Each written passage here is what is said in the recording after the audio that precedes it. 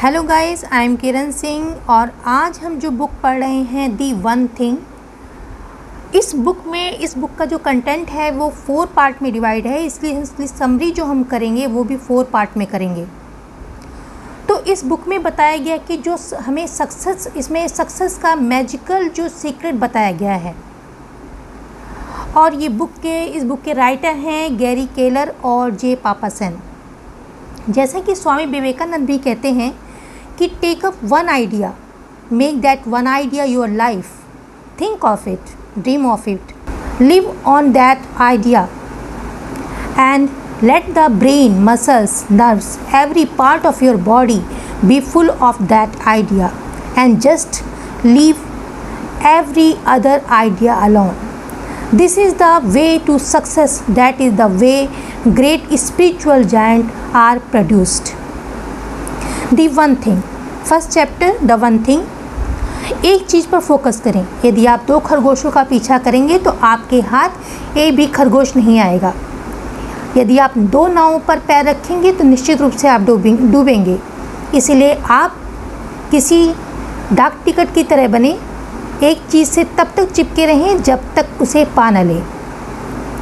हम अपनी लाइफ में देखते हैं, अपने जीवन में हमने देखा है, हम बहुत से सेलिब्रिटीज़ के बारे में पढ़ते हैं, जैसे मैरी कॉम, सचिन, KFC के बारे में जानते हैं, गूगल के बारे में जानते हैं, रोनाल्डो के बारे में जानते हैं, गीता फोगाट के बारे में जानते हैं, ब्रूस ली के बारे में जानते हैं, जो किस चीज़ के लिए मशहूर थे? अपनी वन थिंग के लिए मशहूर थे और उसी में वो फेमस हुए हैं।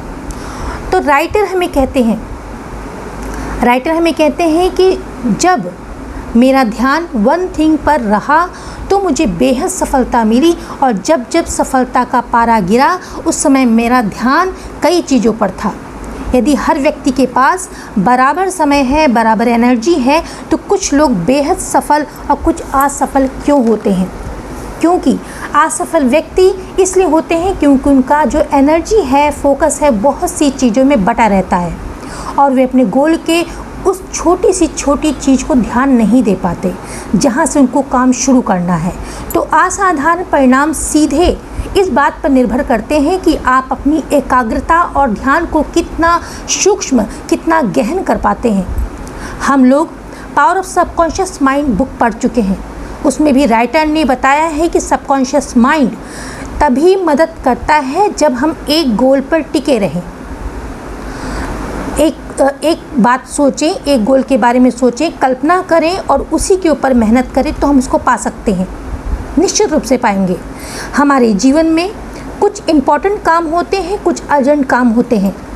यदि माना आपके घर में बिजली का बिल आता है और आपके पास 3-4 दिन का समय है तो वो आपके लिए इम्पॉर्टेंट है, लेकिन चौथे दिन वो काम आपके लिए अर्जेंट बन जाएगा क्योंकि दूसरे दिन बिजली कट सकती है।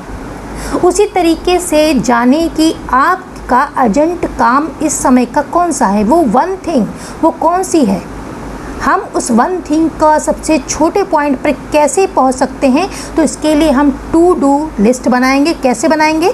आप अगर एक दिन के बारे में देखते हैं तो एक दिन के जैसे हमें 12 काम करने हैं, उसमें हम 80-20 का प्रिंसिपल लगा के 4 काम जो हैं वो निकालेंगे, यानी 20% उसका निकालेंगे। और फिर उन जो 4 काम हमने निकाले हैं वो बहुत ही ज़रूरी काम है, बहुत ही वो हमको करने चाहिए, लेकिन उसी में फिर हम 80-20 का प्रिंसिपल लगाएंगे और फिर उन 4 कामों में से हम एक काम निकालेंगे जो बहुत अर्जेंट है। यानी कि हमारी आज की जो वन थिंग है, उस लंबे गोल को प्राप्त करने के लिए जो आज का हमारा वन थिंग है, यानी छोटा डोमिनो जो निकला है, उसको हम ढूंढ लेंगे। सेकेंड चैप्टर, डोमिनो प्रभाव, यानी कि द डोमिनो इफ़ेक्ट। ये क्या होता है? 1983 में लॉर्ड व्हाइटहेड ने अमेरिकन जर्नल ऑफ फिजिक्स में ये लिखा था कि डोमिनो फॉल में किस तरह अकेला डोमिनो आकार में अपने से 50% बड़े डोमिनो को गिरा सकता है। यदि पहला डोमिनो 2 इंच का है और तो दूसरा उससे 50% बड़ा होगा। ऐसा करते करते अगर हम 18वें डोमिनो पे पहुंचते हैं तो उसकी लंबाई पीसा की मीनार तक होगी, और अगर 24वें डोमिनो को देखते हैं तो एफिल टावर के से भी बड़ा होगा, और 31वें डोमिनो को हम माउंट एवरेस्ट से भी वो बड़ा होगा, और 97वें 57 जो डोमिनो होगा वो धरती और चांद की जो बीच की दूरी है उससे भी बड़ा होगा। तो उस 97 डोमिनो को गिराने के लिए आज का 2 इंच का डोमिनो पहले गिराना होगा। तो हम इसे समझते हैं। अगर आप अरबपति बनना चाहते हैं तो आपको उससे पहले करोड़पति बनना होगा, उससे पहले आपको लखपति बनना होगा। ये जो सफलता है ये एक सीक्वेंस में चलती है। अगर हम एक उदाहरण से समझते हैं तो आप आज कॉलेज पास आउट होंगे तो शुरू में आपने एक छोटे डोमिनो से यानी कि नर्सरी या केजी से स्टार्ट किया होगा, तब आप यहाँ पहुँचे हैं। एक टीचर जिसका गोल है कि पूरे साल का सिलेबस उसे पूरा कराना है, उसका बड़ा डोमिनो है, उसके लिए उसने आज फर्स्ट चैप्टर से ये पहले पैराग्राफ से आपको पढ़ाया होगा। तो इस तरीके से हमने टू डू लिस्ट से भी अपना पहला डोमिनो कैसा खोजा जाता है उसको हमने देखा है। तो आप किसी ज्ञानी व्यक्ति से मिलते हैं तो उसमें ये सारा ज्ञान समय के साथ ही प्राप्त किया है। यदि आप किसी बड़े बिजनेस को देखते हैं तो वो समय के साथ ही ग्रो हुआ है, समय के साथ साथ ग्रो हुआ है। तो आप अपना वह छोटा डोमिनो खोजें। Chapter 3 success leaves clue. सफलता जो है वो संकेत देती है। एक उत्पाद एक सेवा, one product one service.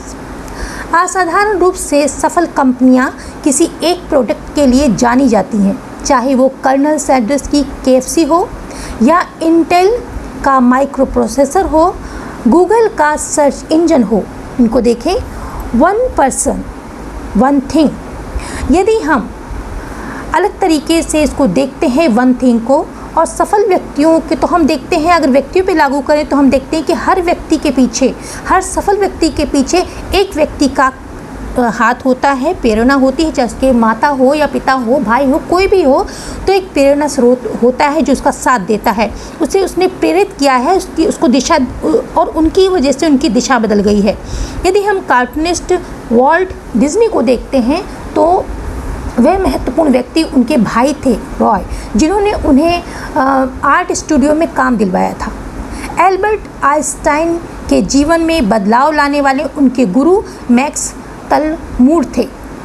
Oprah Winfrey अपनी सफलता का श्रेय अपने पिता और उनकी पत्नी को देती हैं। एक जुनून एक हुनर, one person one skill. Italy के सफलतम टूरिस्ट एंजेलो अमरिको बताते हैं कि देश के प्रति अपने अत्यधिक लगाव और उसकी जानकारी को दूसरों के साथ साझा करने की इच्छा को अपना हुनर बनाया और यही अपना व्यवसाय भी उन्होंने बनाया। वन लाइफ वन थिंग, एक जीवन एक चीज़। हम अमेरिका के उद्यमी यानी व्यवसायी बिल गेट्स के बारे में जानते हैं, पढ़ते हैं।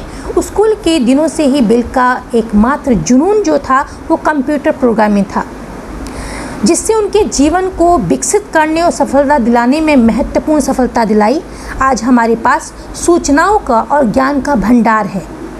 हम अत्यधिक सूचनाओं और चयन के अवसरों के विस्फोट से घिरे हुए हैं और हम परेशान हैं कि किस तरफ जाएं, क्या चुनें। और जब हम बहुत चीज़ों के पीछे भागते हैं तो बहुत थोड़ा हासिल करते हैं। हमें समझना होगा कि अधिक पाने का रास्ता थोड़े से होकर गुजरता है। सफलता के हृदय में एक चीज़ निवास करती है।